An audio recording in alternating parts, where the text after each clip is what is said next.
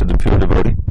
All that is inauspicious within the heart is destroyed almost to nil, and loving devotion to the Supreme Lord, who is glorified in transcendental songs, is established as an irrevocable fact.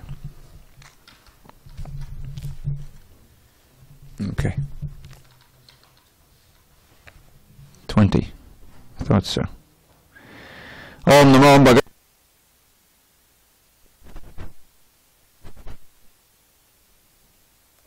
Namo Bhagavate Vasudevaya. Om Namo Bhagavate Vasudevaya. Okay.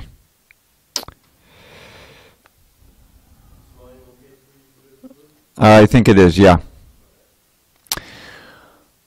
On this 20th day of April, 2018, in SanDiego, we're reading from srimadbhagavatam, translation and commentary by His Divine Grace A.C. Bhaktivedanta Swami Prabhupada.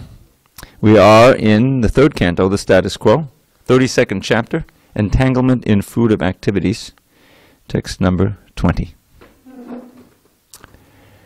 Dakshinena patayamna pittalokam bhajanti te pajam anupajayante shmashananta kriyakutaha dakshinena patayamna pittalokam bhajanti te pajam anupajayante shmashananta kriyakutaha dakshinena patayamna pittalokam bhajanti te pajam anupajayante shmashananta kriyakutaha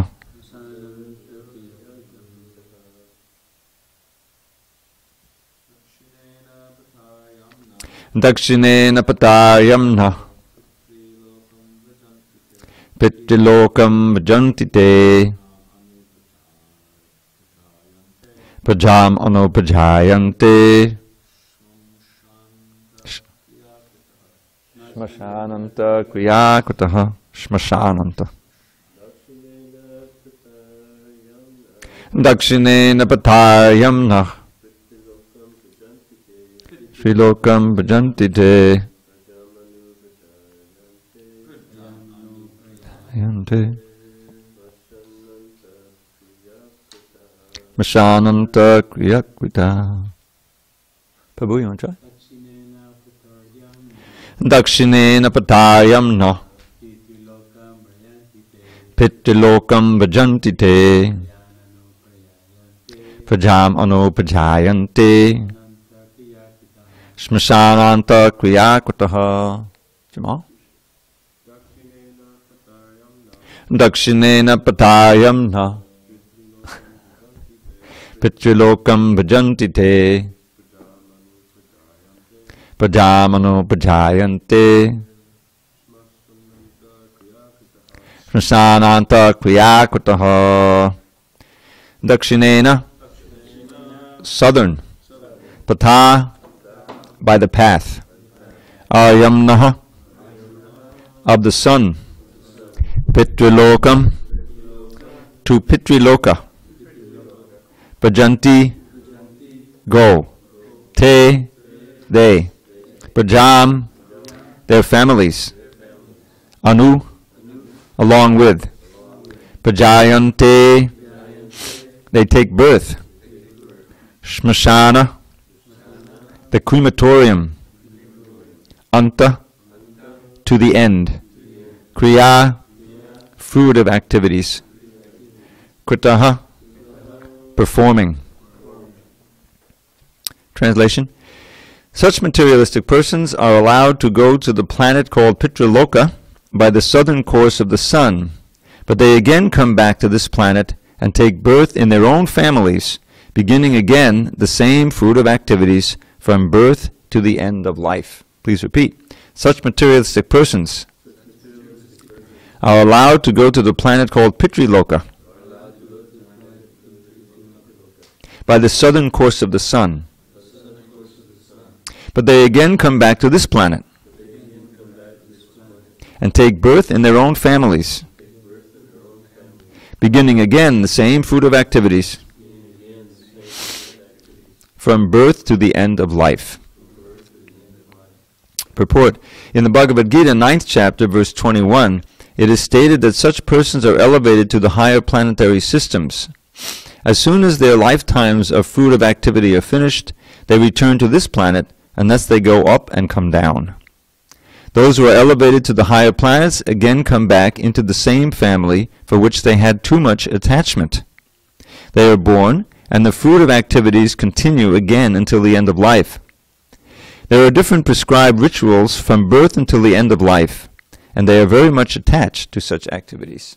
Om Jnana Timirandasya Jnananjana Shalakaya Chakshu Unmilitam Mena Tasmai Shri Gurave Namaha. I was born in the darkness of ignorance, but my spiritual master Srila Prabhupada opened my eyes with the torchlight of knowledge. I offer my humble obeisances unto him and all members of Sri Parampara. Welcome back, Ajendra Prabhu. You made it just in time for Rath Yatra, huh? This weekend, Sunday. Okay, so who is he speaking about here? Well, this is Kapila Muni teaching his mother. We're almost at the end of his instructions here. This is the last chapter of his instructions. And he's speaking about the people he mentioned in the previous verse, which was memorizing. Let's see if I got it down. Nunam daivena vihita ye chachatakata sudha hitva shudvan asadgata puyisham eva vidbhujaha. Which means such persons. Now, such person referring to the previous persons he mentioned, but I think this refers to anybody. Anybody who, such persons are condemned by the supreme order of the Lord, because they are averse to the nectar of the activities of the Supreme Personality of Godhead. They are compared to stool-eating hogs. They give up hearing the transcendental activities of the Lord and indulge in hearing of the abominable activities of materialistic persons. Now, you would think that people who just do that are not going to Pitraloka, so he is must be referring to those he described in previous verses. Trivargika, you remember the Trivargika? Those who are simply involved with the first three of the four Purusharthas. Dharma, Artha, Kama. Dharma, Artha, Kama. Dharma, Artha, Kama. But they are dharmis, and so they practice some kind of worship of the pit trees and so forth. But the whole motive is materialistic. He describes the previous verse 17. They were impelled by the mode of passion, full of anxieties. But amazingly, if you go back, he's describing, and this is what really kind of blew me away. My dear mother, someone may worship the Supreme Personality with a special self-interest. This is text, several verses together, 12 to 15. My dear mother, someone may worship the Supreme Lord with a special self-interest, but even demigods like Brahma, great sages like Sanakumara, great munis like Marichi have to come back to the material world again at the time of creation. When the interaction of the three modes of material nature begins, Brahma, who is the creator of this cosmic manifestation, is full of Vedic knowledge, and the great sages who are the authors of the spiritual path and the yoga system come back under the influence of the time factor. They are liberated by their non-fruitive activities, and they attain the first incarnation of the Purusha, Mahavishnu, but at the time of creation they come back in exactly the same forms and positions as they had previously. That's it. Brahma and all the Kumaras come back. That's what is said here. This is the end of Brahma's life, the end of the universe. But they come back.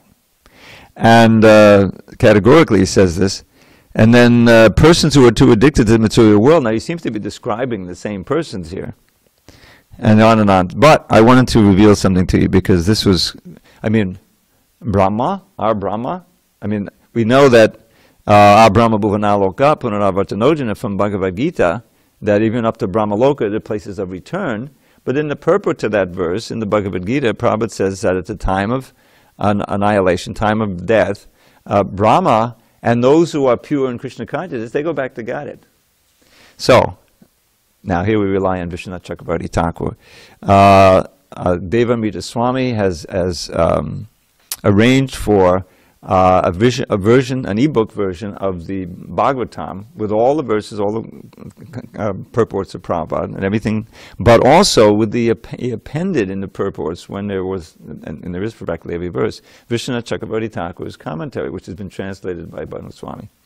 So in Vishwanath Chakravarti's commentary to this section there that is puzzling, he says, what has been described here are Brahma, sages, yogis, jnanis, and kumaras who are devoid of bhakti in some particular universe.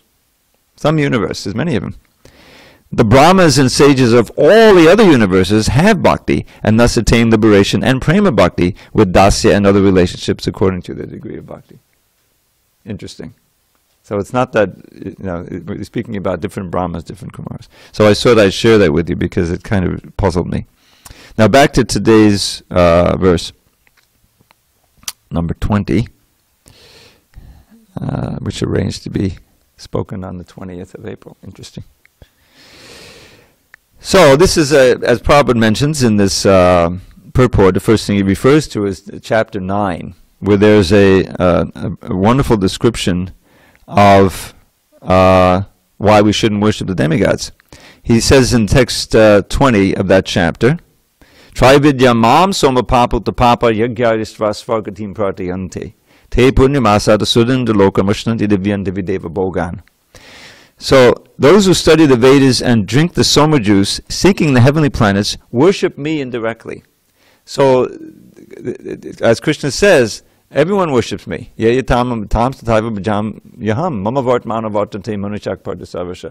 a broader sense, everyone, even the gross materialist atheists, are worshiping Krishna, because they absorb their minds in the material energy, the gross atheists and materialists, but that material energy is ultimately Krishna. It's his energy. In fact, there's a verse, Idam, what is that? Idam ivishram bhagavan ivetaraha.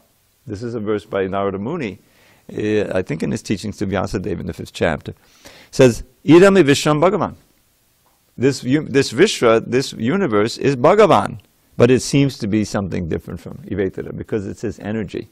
But in one sense, it is him. And in the 11th canto, the Nava-Yogendras, the very first teaching, one of the verses is the advanced devotees saturated in Krishna consciousness and understanding everything about Krishna's energies, they really worship everything. They bow down. You're advised to bow down to everything in this universe, recognizing it as a manifestation of Vishnu. So, but if one worships Krishna indirectly in this way, then you may go to the heavenly planets, and as Prabhupada, he cites this verse in his present purport. Tetam bhuktva svagalokam vishalam chine punye matya lokam vishanti. He's actually quoting this verse, although he didn't quote the whole Sanskrit. Is that if one performs these sacrifices just right, and the mantras are chanted right, everything goes just right, then you can go to the Svargaloka, the heavenly planet, say Indraloka, and enjoy like anything, much greater than here.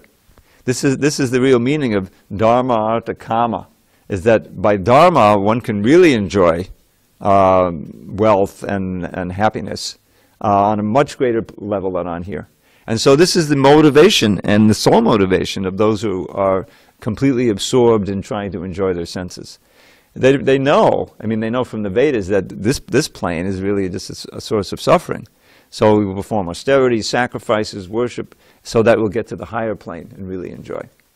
But as Krishna mentions, after your punya is used up, after your pious credit that you've gleaned from this worship is finished, you come back down again to this world, and he gives it its actual name, Martya Loka, the world of death. So, evam trahidharmam anupapanna, here's trahidharmam again. You see the trivargika. By just dharma, artha, kama, you simply, at the best thing you can do is go up and then come back down. You don't really make any progress. Gatagatam, going and coming. Kama, kama, labante, those who are simply after any kind of sense gratification. Gross or subtle, very exalted, heavenly, whether it's Bach or hip-hop, it's still the same sense gratification. So, therefore, what's the next verse? Does anyone remember? Krishna gives the conclusion to this little argument against worshiping the demigods. Ananyas chintayanto mam. Ye janapa upasate tesham nityabhyuktanam yogakshema bahamyaham. Yeah.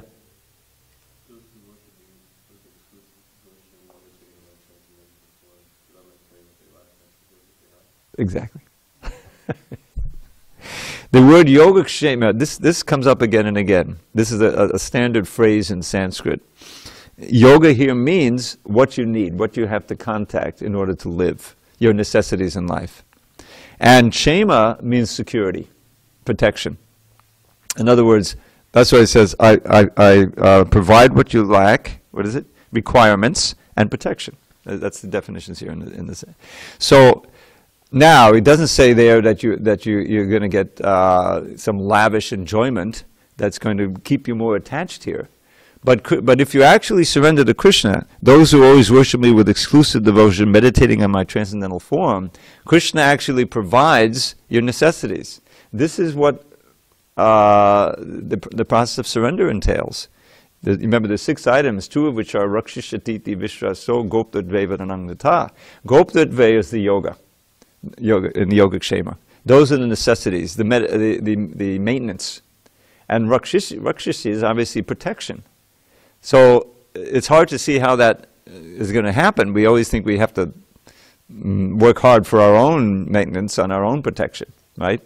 But that's part of surrender, to really have faith that Krishna will do it. And but in that mood, one is not aspiring for any heavenly rewards and so forth, because he's tasting the nectar of bhakti. And that obliterates the desire for any kind of material sense gratification. Several times in the Bhagavatam, you find this verse, the Nagapatnis chanted, Krishna says the same thing. I forget how it starts. But basically say, those... Krishna, in the 11th canto, Krishna says, those who are satisfied in serving me, who are tasting the nectar of service to me, they don't want Brahma Loka, they don't want yogic cities, they don't want liberation even, they don't want any rule on this earth or anything on the lower planets, doesn't even arise. All of the aspirations that one can have, up to and including Brahma Loka, become as insignificant as a blade of grass. Kaivalyam Nadakayate Didasapura Kasha Pushpayate. This is Prabodhananda Saraswati's famous verse, Prabhu would quote all the time. That Kaivalyam, merging into the Absolute, is like going to hell. For the devotee, he'd rather be in hell so that he can chant Hare Krishna at least. And so, rather than lose the senses, lose the sense of individuality, merge into Krishna and have no possibility of bhakti or meditation on Krishna's form and Leela and so forth. And Tridashapur, the heavenly enjoyments, no more significant than a sky flower, just imagination. Who cares? You know, the very difficult to control senses. This is where the yogis come in. The senses are still there. You need them to serve Krishna, but they can't bite you. They can't bring your consciousness down by dragging you to sense gratification. They're just like poisonous, cobras that have their fangs removed, or maybe just the venom removed. And no, it says fangs. I'm sorry. So they look as formidable, but they can't harm you. And Hare Krishna. Vishwang Purna Sukhayate. This world, which is this universe, which is certified as a place of misery, Dukkalayam Shasvatam, but for the devotee, he sees it as blissful. He sees Krishna's Leela everywhere, and is floating along in love of Godhead.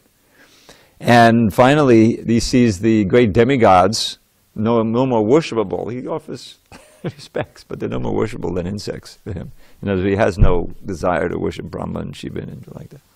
Who is this he's speaking about? Those who are empowered by the merciful sidelong glance of Chaitanya Mahaprabhu.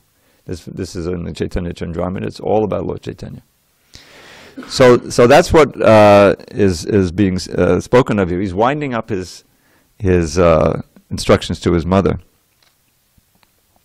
But I wanted to, because the previous verse, oh, I'm sorry, I'm in the wrong book here. The previous verse was so graphic. You remember? Where I'm still on the wrong thing. Sorry.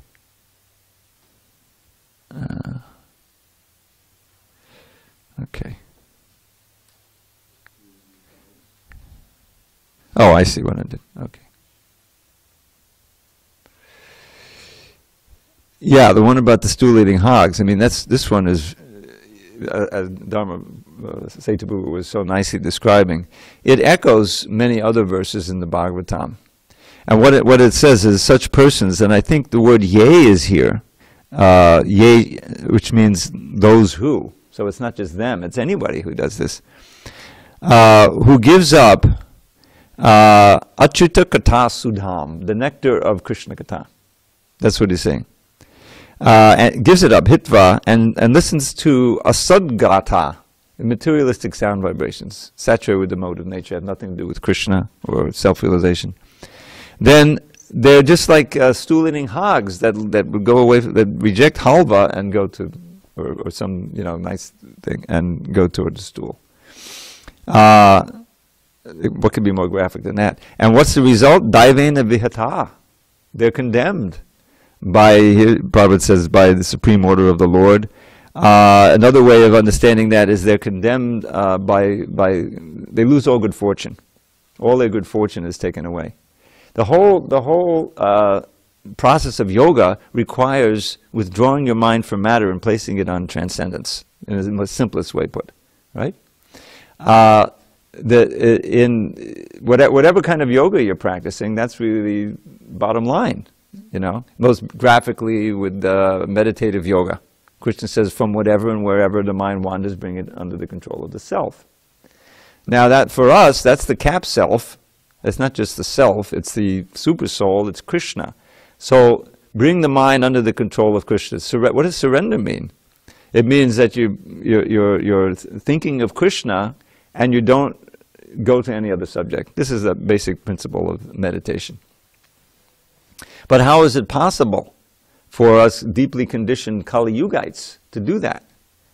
The mind and the senses work together. The senses are saturated with all kinds of addictions. The mind with all kinds of ideas of enjoyment. We're always disturbed in a disturbing environment.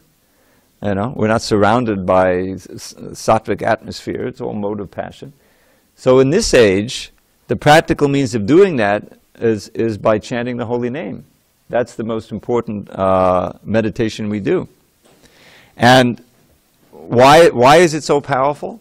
Well, because it's blessed by Chaitanya Mahaprabhu, the Yuga Avatar, and also because it's the Maha Mantra. It's Krishna himself who is by nature all attractive. That's why his name is Krishna. So if we really just chant and hear a little bit, the mind will be attracted, the soul will be attracted, the mind will become purified very quickly and attracted.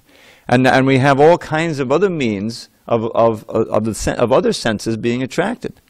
Unlike the dhyana yogis who try to reduce all sensual input and work just on the mind. It's impossible. Vayavivasa duskaram. It's impossible to control the mind by force in that way. But Krishna consciousness is natural in the sense that we understand that the soul by nature is a servant of Krishna and is in his original state fully Krishna conscious and blissful. So we've lost that due to impurities in the consciousness, in the mind. And that impure mind can take you to body after body after body after body. It's perpetual until and unless by some influence our mind is drawn, our intelligence is drawn toward the discipline of bhakti, toward the process of devotional service, which admittedly requires effort and discipline and austerity, but it's feasible. The process has been made feasible by our acharyas. And so, and one of the main processes, this morning program, which is, did I share with you my special word I made up? I don't think I did, Raj. Mantra Jagri Gukla. Which never heard it before? Okay. Mantra Jagri Gukla stands for Mangalartik, Tulsi Puja, japa, greeting, guru puja, and class. It's the first syllables of each of those. Mantra Jagri Gukula. Which includes, I'm sorry, I don't know why I made up there, but it keeps coming back. it takes. What are you saying about the mind? The mind is our worst enemy at this point. But Sri Chaitanya Mahaprabhu is taught Rupa Goswami, who's given us this systematic means in the Nectar of Devotion, the Bhakti-rasamrita Sindhu, and 64 processes, beginning with surrender to the Guru and so many things. But after all of them, he says, and here's the five main ones, and it really constitutes the morning program. You can see. The Mangal Artik, okay, so the five are chanting Hare Krishna, chanting the holy name, associated with devotees, hearing Srimad Bhagavatam in the association of devotees from the right source, residing in a holy place, and worshipping the deities with faith and veneration. I mean, isn't that the morning program? It didn't exist from the beginning. In the beginning was Prabhupada in the park chanting with the bongo drum, But that itself was the root of everything. Because the pure name chanted by the pure devotee was attractive. You've seen the crowds, and Prabhupada, that was the start. It planted the seed, and that chanting, a few fortunate souls were able to stay in that association, become purified. The intelligence became purified hearing Prabhupada. But when Prabhupada was able to set everything up in 1970 in L.A., this is what he set up, what we have every morning. Isn't it? And evening too, yes. Shouldn't give that. That was an essential part of it also. In fact, it started with the evening because people weren't coming at 4 in the morning. They came at 7 o'clock at night, Monday, Wednesday, Friday to hear the Swami, like that. But that was an essential part of it. You can imagine how powerful that is. I mean, you don't have to imagine. You taste some of it, but so. What is that? What is it? What is actually happening there? Well, of course, chanting Hare Krishna is always first, chanting the holy name. And by chanting in congregation and chanting together, even the japa chanting, doing together, to support each other, the mind is forced to think of Krishna. And not only that, but it becomes attractive. If you just hear nicely, you chant nicely, you hear nicely, it takes you right out of the material world. It takes you out of the bodily concept of life. You can test it. You can see how if you're chanting with some attention, then see, all right, do I really want all the other things that I used to like? No, at this moment, the desire is dead, right? The problem is it's not completely dead. It's dormant in there, and it takes a lot more to really expunge it totally. But the point is that that's the medicine. That is really the bhavaushadhi, right? The bhavaushadhi, the medicine to cure the disease of birth and death. So we're in a diseased condition of life. People don't recognize that. They're thinking we're diseased. Who is crazy? But actually, all of this it's completely meaningless. Everything that's going on. Not that it doesn't cause suffering, but ultimately what people are projecting onto this is such an important thing. I have to dedicate my life to this and this and this. Ultimately, it comes to nothing if it has no relation with Krishna. This is our philosophy. This is what Narada Muni speaking to Vyasadeva. Even Vyasadeva, we wrote all these other books. He felt he had to give a little something on the material side. The Karmakanda section is and so forth. But he wasn't completely satisfied, right? Until Narada Muni came down, his spiritual master, and he starts out with a similar verse here. Nayadvachas chitta padang hare yasho. All of these beautifully composed verses that have nothing to do with Krishna are just like a garbage heap for the crows to come to. You mean all of the Mahabharata and everything? I mean, it wasn't. Of course, there's parts of the Mahabharata that are important, completely essential, like the Bhagavad Gita. Tarko Pratishta Shuddhi Avabhinna. It's not in the Bhagavad Gita, it's in the Mahabharata. But the point is that he had hedged his bets, and there's so much in the Mahabharata. I mean, I remember working on the Adikanda. It's not that, it's horrible, but it just had nothing to do. There were whole chapters, a whole chapter of names of snakes living on Nagaloka. You know, do I need to know this at this time? Anyway, so the Bhagavatam, when he finally sat down and wrote it, okay, this is the mission, wholly and solely about Krishna and his expansions and his avatars and his energies, but always coming back, you know, to the truth that pure bhakti, pure devotional service, is the only means, really, the only means for these conditioned souls to be saved and to return to their natural eternal condition. That's salvation. So here, very strong words from Kapila Dev. Nunam daivena vahita means, you know, totally condemned. Achyuta katha sudham is you know, talk about Krishna nectar or not. We know it is. There's some taste there, even when, you know, we're not pure devotees. But we should know that it's really pure nectar. And that when we become purified, it'll be so sweet, we'll never want to give it up. What is that verse in the Upadeshamrita? Syat Krishna Nama Charitadi Sitapya Vidya Pitto Patapta Sarasya Narochikanu Kinvadarat Anudinang Karusaiva Justa Svadvi Kraman Bhavati Tadankana Mula Hantri. This is a really important verse.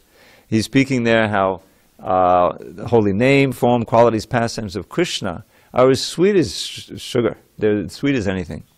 But because our tongue is suffering from the bile of ignorance, from illusion, we don't taste it as sweet, we taste it as bitter. Just like if someone has hepatitis, jaundice, sugar tastes bitter. I had that experience once. I had a serious case of hepatitis, and nothing tastes sweet, you know. But the cure is said to be, okay, you keep eating that sugar candy that's bitter, and after some time, it'll taste sweet again. So, in the end of the second chapter, second canto, I believe, there's a beautiful verse describing Pibanti he bhagavata atmanak satam katam batam shavanaputesha sambitam punanti he vishayivadushatashayam vajanti tacharana sororohantikam. Those who drink fully filled the nectar of Krishna Katha through the ears, bhagavata atmanak satam, who is their dearmost Lord, Atmanak Satam, of the saints, of the devotees. Katamritam, the same thing. Here's Katha Shudham, here's Katamritam, nectar of Katha. Shravanapateshu Sambhutam, and who are fully satisfied. In other words, they're purified with that drinking, just as Pariksit was. That's all they wanted. I don't want to eat, I don't want to drink, I don't want to sleep, just keep chanting. What happens? Purnandiye Vishaya Badushatashya, a very important line. They purify the polluted aim of life known as sense gratification. And Vajanti Tacharan, they go to a place in the spiritual world near the lotus feet of Krishna. You know, and the previous verses describe how one should simply hear and chant. So this hearing and chanting, it's such a nice process because you can do it anywhere at any time. Deity worship is often part of it, but that's obviously periodic. You know, some of the others.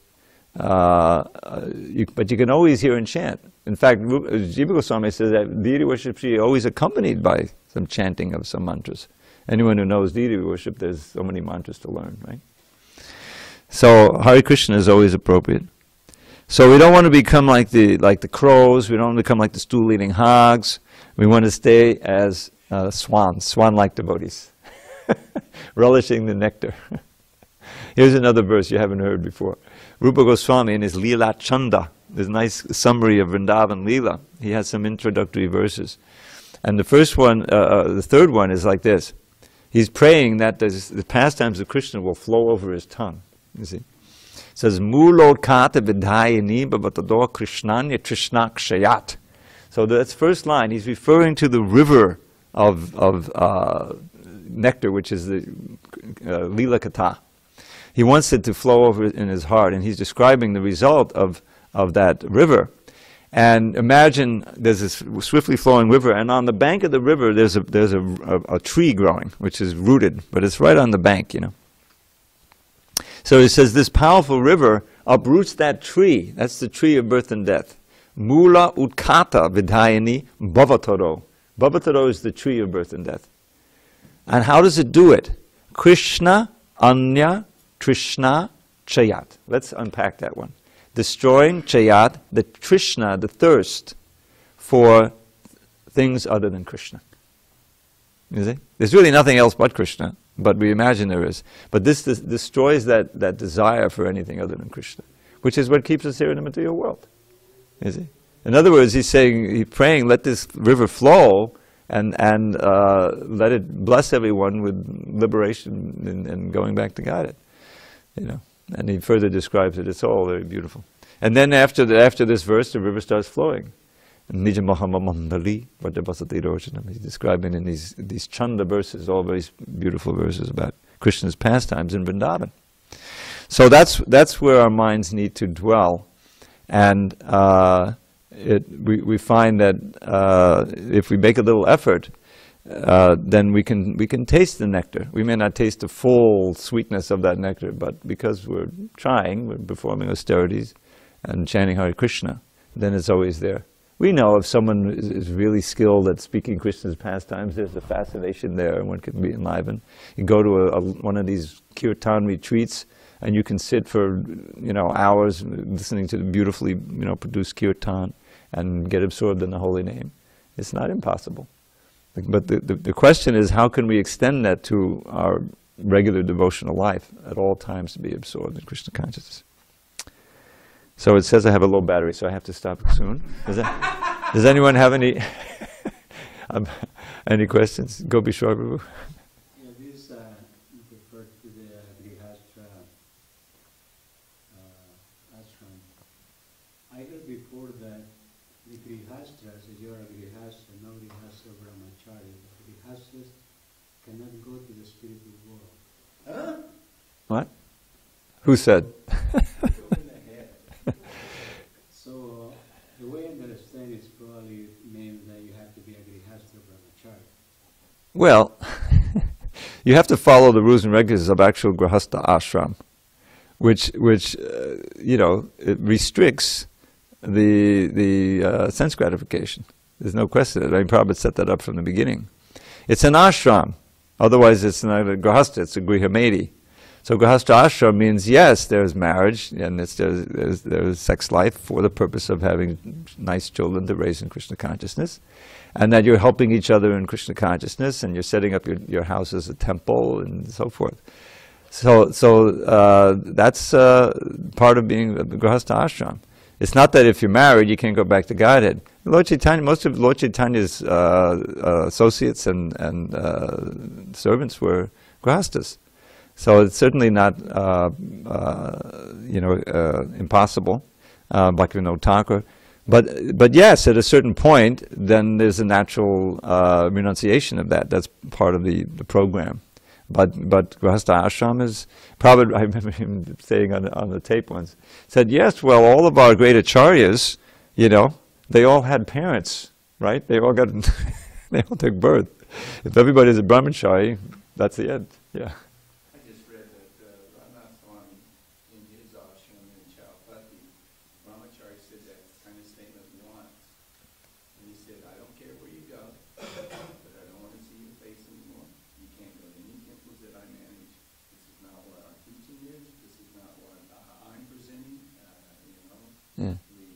Yeah. He was immediately evicted from the brahmachari ashram.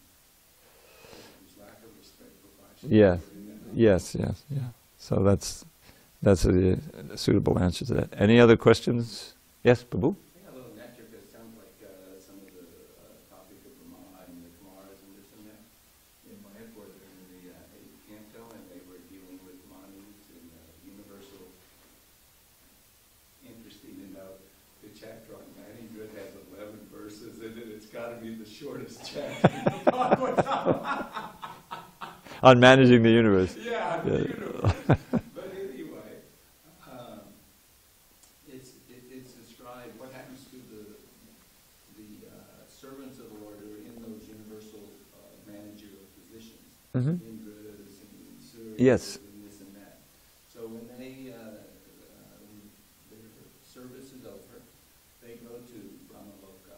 Uh-huh. And if they cultivate their bhakti, and it doesn't hurt if Brahma himself is cultivating bhakti, because he doesn't let hurt what Nagita. Yeah. He goes back, and his associates go back. But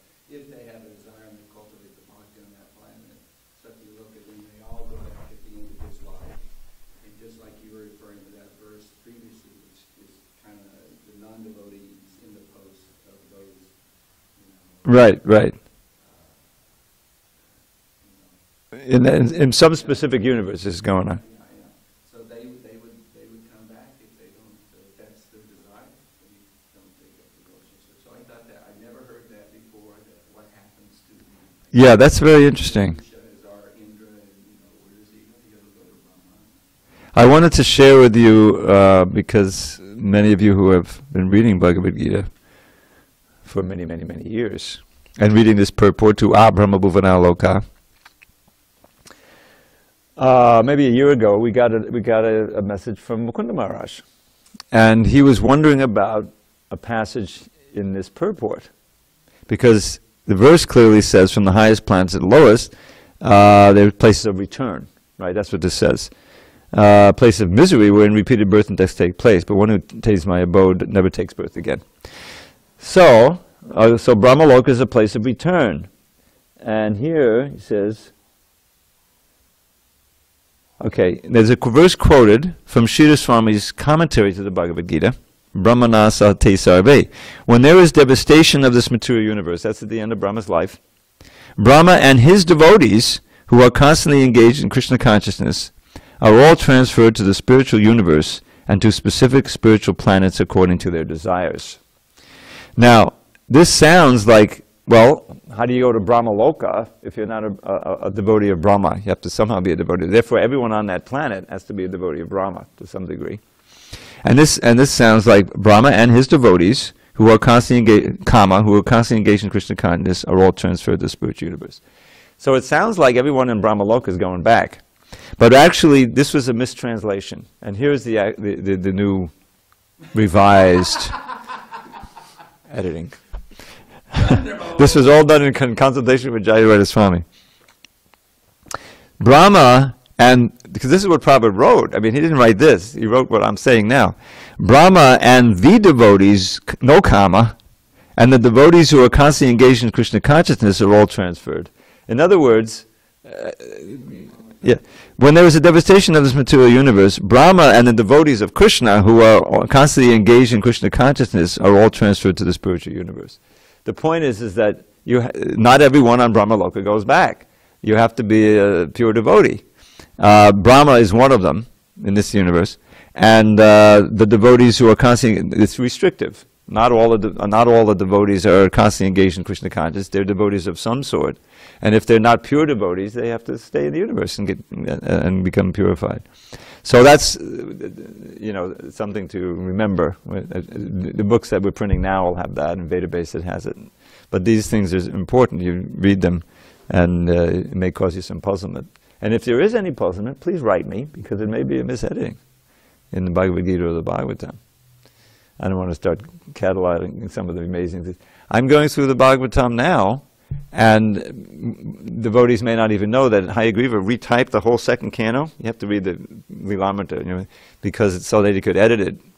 And in doing so, he skipped a verse, which wasn't caught right away. And consequently, we have two purports merged in the whole thing. And one section left out, which I'm restoring, These things happen, So that's part of my service now, to try to adjust all these things for posterity. All glories to Srila Prabhupada. Haribol. Oh, Jamal, I'm sorry, go ahead. It's not really related to today's discussion, but so we know that our yuga dharma is to chant Hare Krishna. What about the other yugas? Like, if they do the same thing, will we get the same result? The chanting is always powerful, but it's not always emphasized. Like in Satya Yuga, everyone was Brahman. It says in the Bhagavatam. And people lived for a long time, up to 100,000 years, And so the Yuga Dharma there was meditation, because they could do it, And people meditated for sometimes thousands of years. And each Yuga has its special. That's not that chanting wasn't potent then, but it's that the one that was emphasized as the most suitable for that period. This age is worshipped, actually, this Kali Yuga, when Lord Chaitanya appeared. Kaling Sabhajayantyaya Gunagya Sarabhaginaha Yatta Satya Sankirtane Naiva Sarvasvarta Bilabhyate, that this Kali Yuga is worshipped and glorified by the Aryans and those who were spiritually inclined and following principles, and those who really know the essence of things, Sarabhagana, because in this age, just by Sankirtan Jagya, all of one's spiritual aspirations can be fulfilled. Now, why, if you analyze it, it's like there's a certain jujitsu aspect to it, and I'll explain what I mean. Is that this age is so bad, right? We don't live very long. If we want spiritual life, we chance we'll get cheated by some bogus yogis or something on the internet. Mostly we don't want it. We're manda. Then if we do want it, we get. And even if we try, it's so disturbing. We're always disturbed. This is happening. The threat of nuclear war. How can you meditate? So, so it's like, what are we going to do? You got to just call out. I mean, Hare Krishna. If you have to call out to the Lord in great desperation. In other words, it's easier in this age to have this quality of Trinada Bisunicena Torahu. In this age, you can really feel yourself insignificant, helpless, and realize the ridiculousness of false pride, So that's the qualification for chanting purely, and in this age, it's much easier to attain it. And so, so we're blessed. And Lord Chaitanya came this age, especially because he's giving prema bhakti. Just join me and chant. Now it takes faith. You have to have the faith. The faith is the coin of the realm. But if you're able to taste some of that faith, attain the faith, and really join in the kirtan, that's the whole ball game right there. Everything else comes from that. So don't miss any kirtans. If there's a kirtan going, run to the temple. Don't say, oh, now's the time I can catch up on this. All glories to Prabhu. Hare Krishna. By the way, Prabhu, no lying down in the temple. That's not a good way to do it. Yeah, Hare Krishna.